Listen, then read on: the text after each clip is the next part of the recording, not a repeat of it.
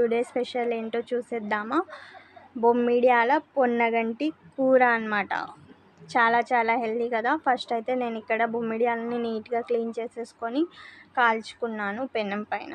So ఇక్కడ 2 onions అయితే నేను తీసుకుంటున్నాను. ఇందులోనే 2 టేబుల్ స్పూన్స్ ఆఫ్ ఆయిల్ని అయితే యాడ్ చేసేసుకోవాలి మీడియం ఫ్లేమ్ పైన. ఉల్లిపాయలు brown colour baby pink colour వచ్చేంత వరకు నీట్గా వేయించుకోవాలన్నమాట. సో ఇందులోనే ముందుగా మనం పెనం పైన కాల్చుకున్నటువంటి బొమ్మిడియాలను యాడ్ చేసేసుకొని కలిపేసుకోవడమే.